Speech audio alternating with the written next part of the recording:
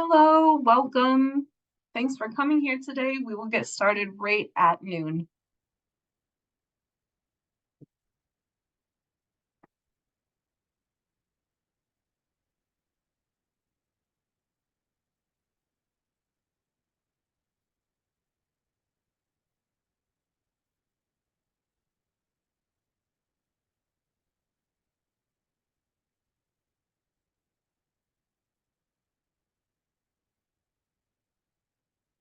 All right, it's noon. Thank you again for attending today. My name is Tina Conyers, and I'm a quality improvement facilitator.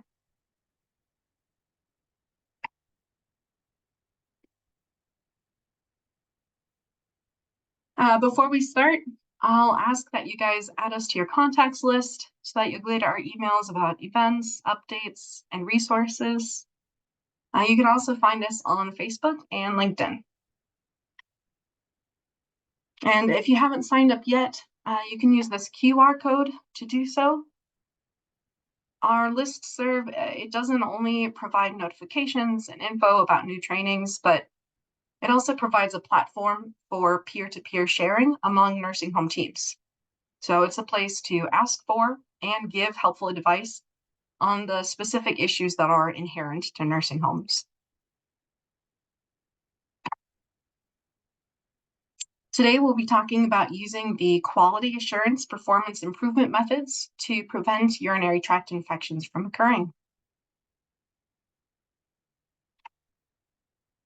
Our objectives for today are to review the evidence-based practices that have been shown to reduce UTIs, to describe the PIPs, the Performance Improvement Project process to address those UTIs, and then to discuss strategies for building sustainability of your interventions.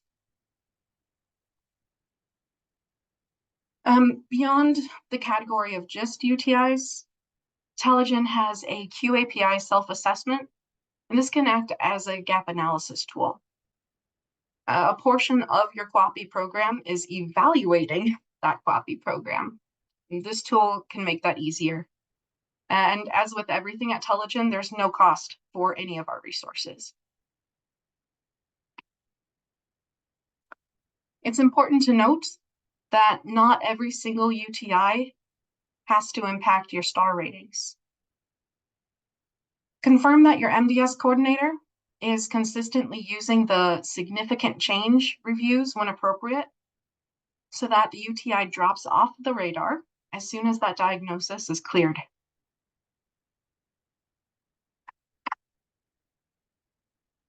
Many UTIs are misdiagnosed after a UA finds bacteria in the urine, when it's really asymptomatic bacteriuria. In most scenarios, it doesn't predispose residents to UTIs, and it doesn't need to be treated by antibiotics. That can be found in 25 to 50% of all long-term residents.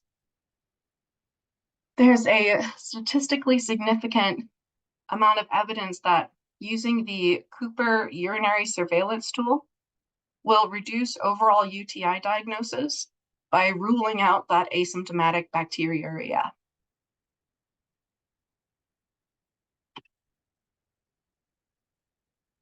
I want to hit on QAPI. It's been established that 69% of catheter-associated urinary tract infections can be prevented with the current recommendations of infection prevention practices. I've included a list here of the CDC recommendations. And then the links below will take you to that site where you can find even more.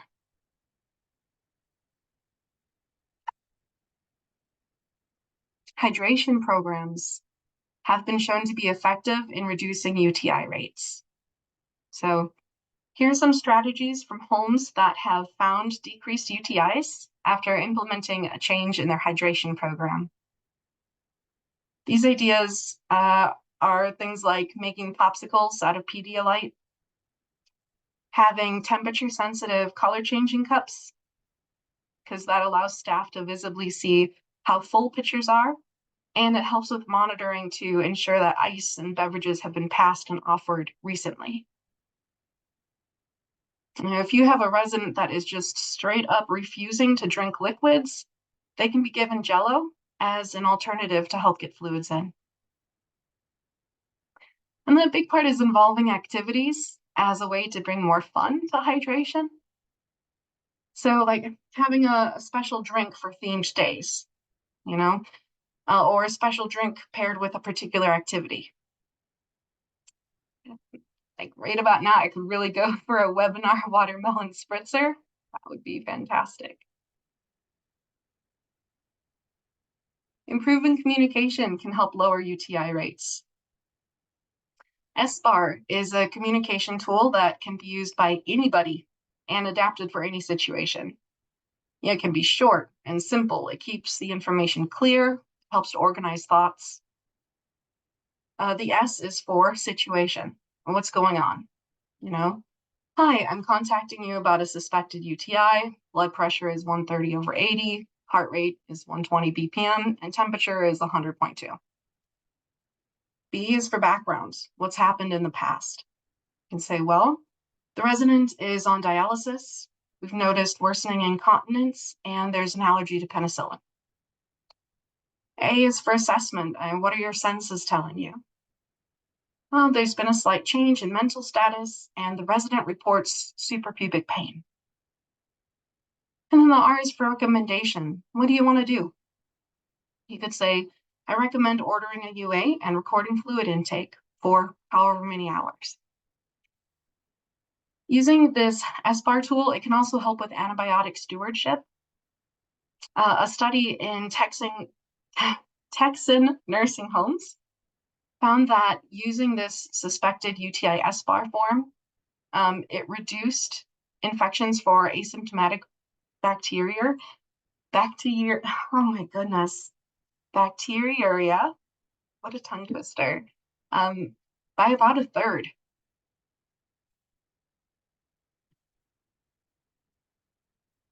This is another free tool whose name is an acronym for its use. Stop and watch. If you aren't familiar with it yet, it's an early warning tool to help recognize a resident's change in condition so that hopefully you can catch something before it becomes something else. It's recommended that each member of your staff be trained on using this tool and that everybody should be encouraged to use it. Family, any person from any department, they can use this whenever they notice a change in a resident's behavior or are concerned. So if a box there is checked, then there's an indication that you want to be on the alert. Perhaps you'll place that person on a 24-hour watch list. This is also something that can be shared with the nurses or the physician. It just promotes timely response and clear communication.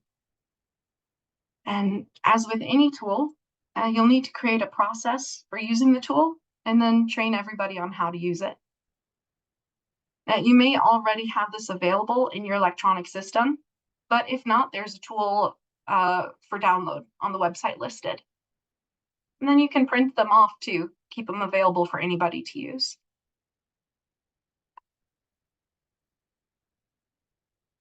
Before you begin your QAPI UTI prevention projects, it's important to put intention into how you're going to be communicating about the UTI team, and not just to your full staff, but to also residents and family members.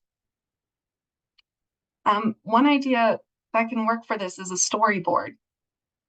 I mean, they're not just for movies, they're really a useful healthcare tool for effectively presenting a team's performance improvement work to a variety of audiences. The data helps us to see the impact that our team has as we carry out those interventions. So as you deploy a quality improvement team, you're going to build a storyboard that will display the why you're doing this, or that vision. So you add the data and the root cause analysis. You share the negative impact that UTIs are having on the facility and the people living in them. And then the value that's there in decreasing them. It doesn't have to be dry and boring. You can make this fun. It can even be made to be interactive. It's just going to share a synopsis about what you need people to do to support the actions that need to be carried out. Another recommended way to approach this is a huddle, and we're talking 15 minutes at the maximum to share, discuss the important information that helps a team to function more effectively. And this is one of those key components to situational awareness, right? We all need to be on the same page as to what's going on to overcome obstacles and challenges. A huddle can be a great way to listen to others and to gain learning from that feedback that the other staff are sharing. And in healthcare, we huddle because communication is essential.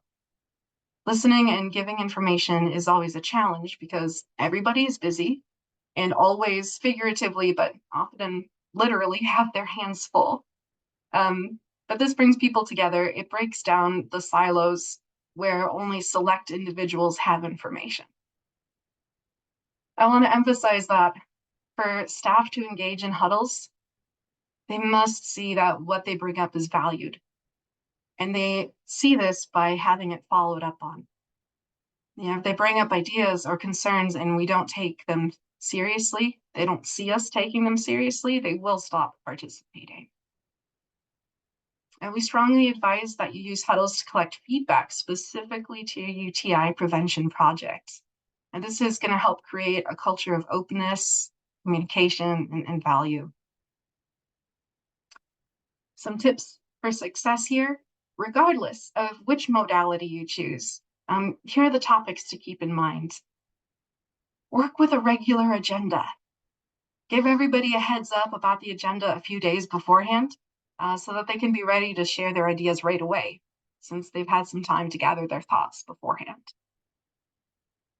Data. It's important for staff to see why you're focusing on any issue by bringing the data. This tells the story of why it's important to us. Keep it constructive. This is a positive exchange of information needed to care for each resident. And help develop your staff's competency in constructive problem solving. If we start to slip into blame or negativity, refocus that discussion on constructive action that addresses the concerns raised.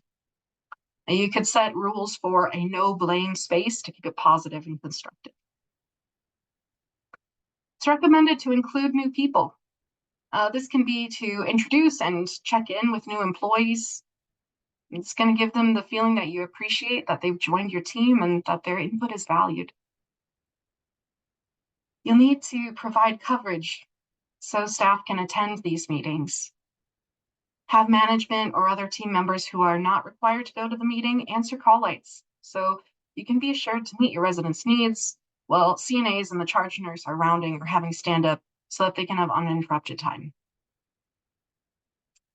Create clear expectations and role or task descriptions. You want your staff to know what they need to do to help you with your project. What new tasks do they need to perform or test out? Then keep time.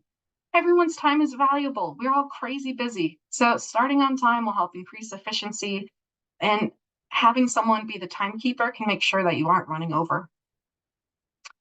Lastly, offer encouragement. If a question is posed, be sure that you are acknowledging it, saying, "Oh yeah, that's a good question," or "Thanks for bringing that up." Be cognizant and intentional about thanking people for their contributions. The most important thing here with communication is to keep it short, positive, and constructive.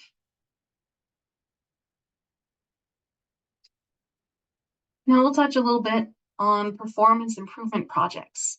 We'll talk about the processes, tools, and resources for PIPs. A charter is how you organize an improvement project. Y'all are very busy people, and it's critical to use your time efficiently. Now, a charter aligns with several elements of QAPI, right? Leadership and governing, feedback and monitoring, systematic analysis. Charters have measurable goals, and they help you track your progress. And you should include this in your QAPI files.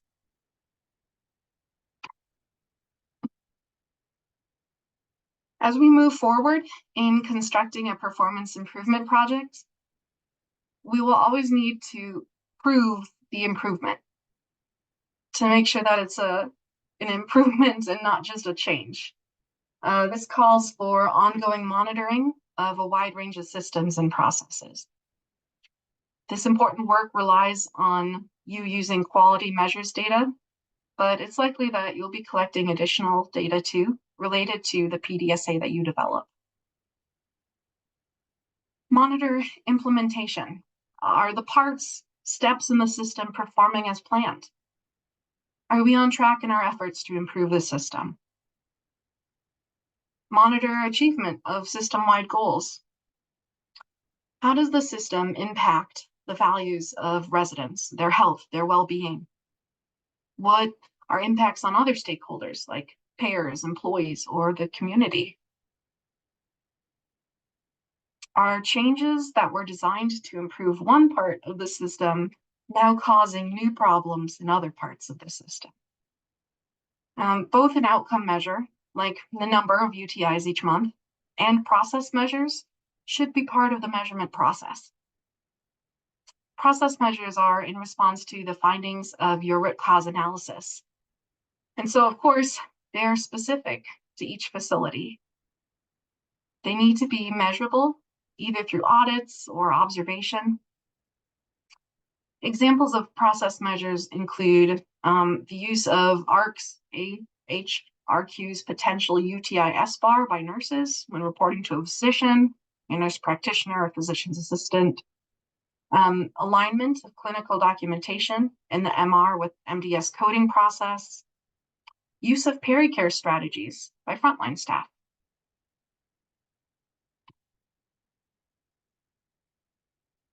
Every goal made should address each part of the SMART acronym. This helps ensure that your goal won't be ambiguous, that it can be measured, that is reasonably within reach, and that is pertinent to the problem, and that there's an end date in sight. All of these are met in this goal. Reduce the percentage of long-stay residents triggering the UTI rate from 4.2 to 2.0 by December 30th of this year. Short, sweet, complete.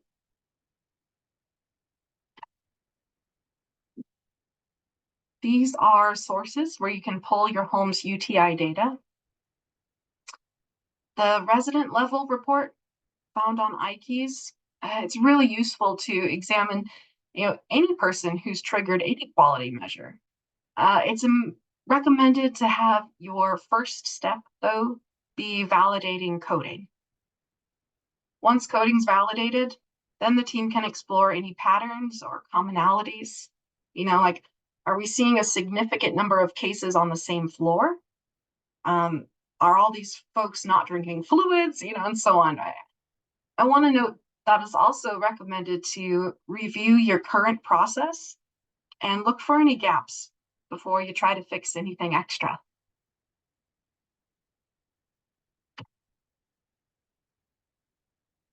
Once you've determined that you've got an intervention that's proven by data to be working, first, cheer, woohoo, we're going to prevent so many UTIs. Then plan to update your facility's documented processes, procedures, policies. Use your communication plan to spread the QAPI project outcome and educate all staff on the new interventions. Share your data to show why it was needed and to show the benefits and improvement that came through the effort of the project. Create checklists, reminder posters, competency quizzes. Make it easy to make the change and do the right thing. And then support your UTI prevention successes through auditing.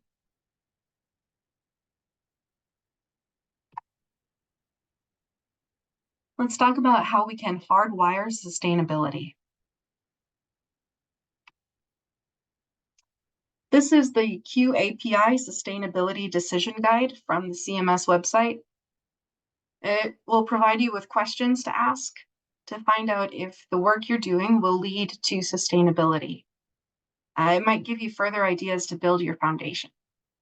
It's only 2 pages long, and it asks questions about the systems that will really help you sustain your process improvement.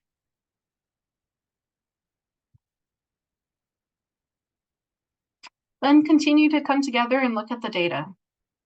Keep asking questions, listen to the feedback, and share the infrastructure. QAPI and your QAPI plan, this isn't just a binder that's kept in someone's office and reviewed when you enter your survey window. This is going to guide how you do your work, keeping successful programs successful, recognizing when a system weakens, and using a collective approach to lift up a struggling system or process. Lasting success requires behavior modification and planning and practicing. Build your infrastructure and systems to support improvement work, right? QAPI, written policies and procedures, standardization of job descriptions with clear expectations, accountability and documentation policies and processes. Be sure to communicate and engage, asking for feedback, saying, how is this tool working? Is there anything that would make this work better? Commit to ongoing measurement and monitoring to keep the successes that you've made.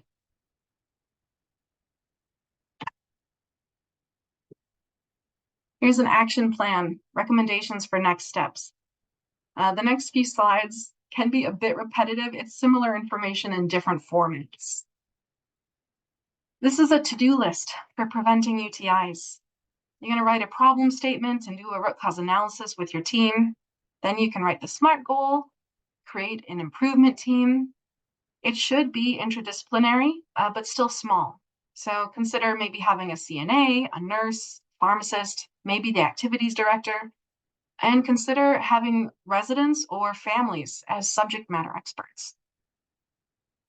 A substantial change will not be possible without support from leadership, providing resources and time for meetings and data collection.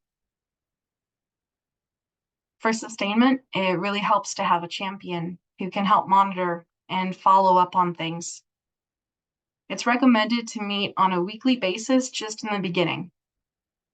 Now, the root cause will make it easier to get to the bottom of the problem and fix it more quickly.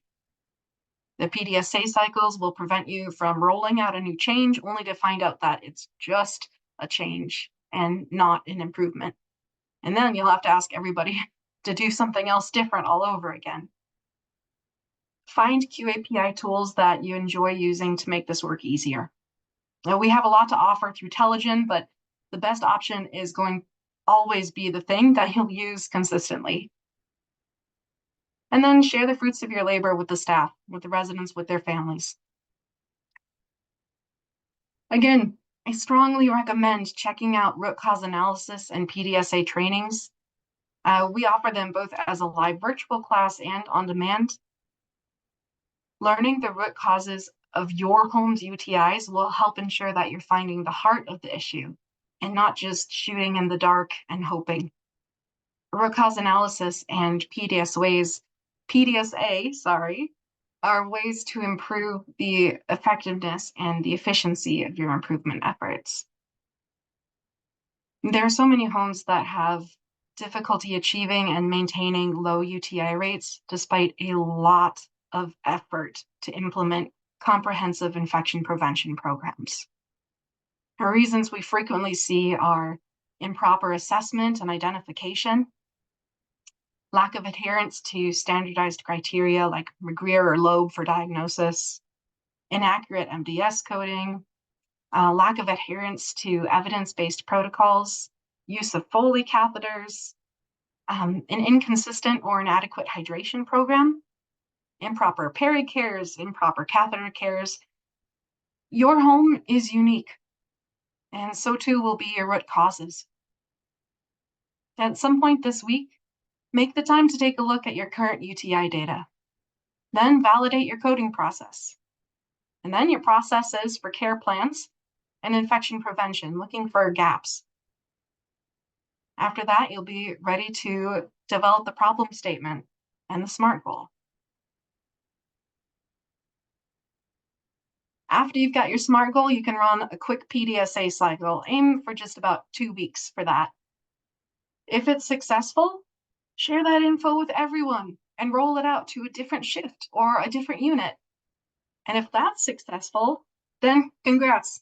You just found your new normal. That's an improvement over the old ways.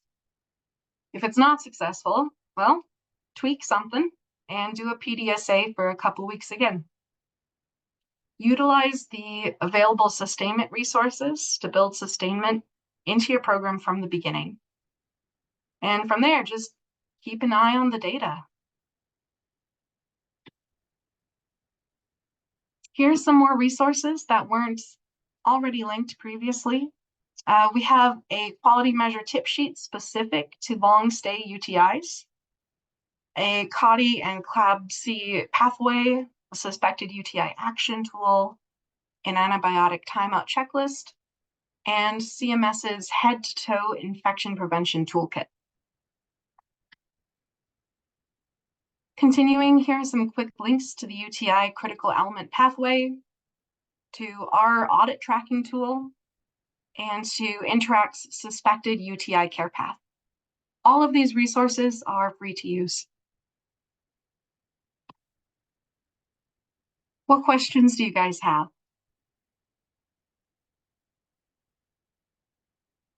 You can feel free, chat it, or come off mute.